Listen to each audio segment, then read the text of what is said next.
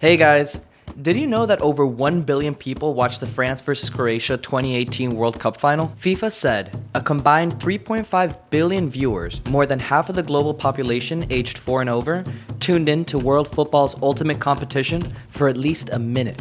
The World Cup consistently brings in some of the largest broadcasted viewership in an event, making it a battlefield for brands fighting to be on screen.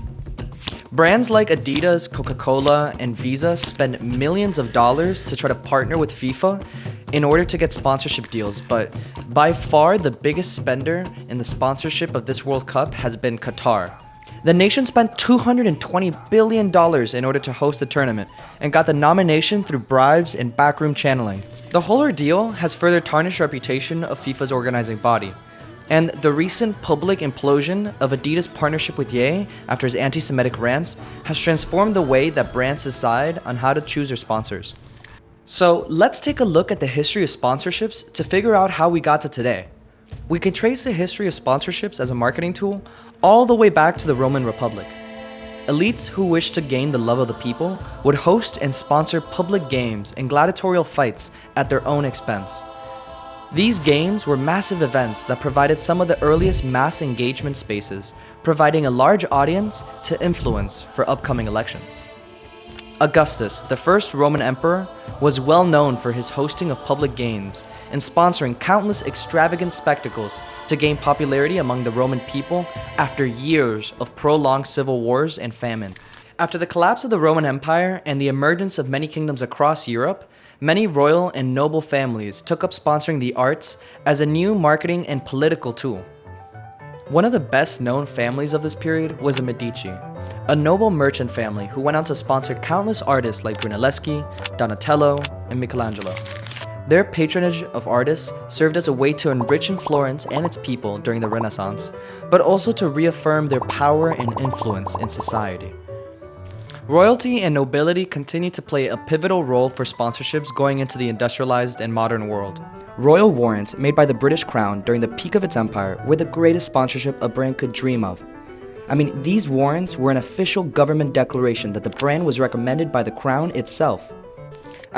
Just imagine if that level of brand ambassadorship was around today. How many brands would fight tooth and nail to be the king's favorite? Well, Twinings Tea was one of those lucky companies awarded a royal warrant early on and saw a steady booming success in the market even to today. Now, while royal warrants are still a thing in the UK, their significance and impact in consumer purchasing are not as they once used to be. As technology kept advancing and mediums began to change, we saw the introduction of radio and television bringing new forms of sponsorships, like soap operas.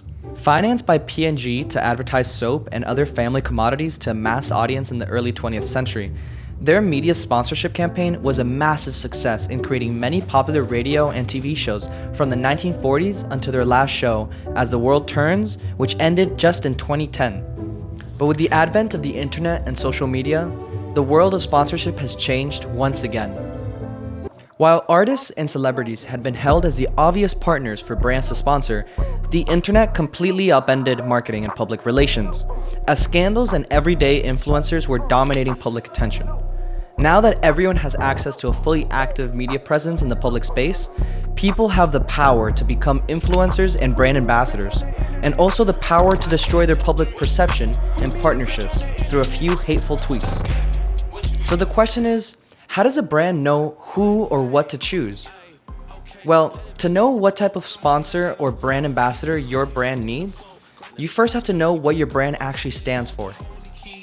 Too many companies are going out and looking for the biggest celebrity, icon, or influencer without taking a full scope of their values and what they actually care about.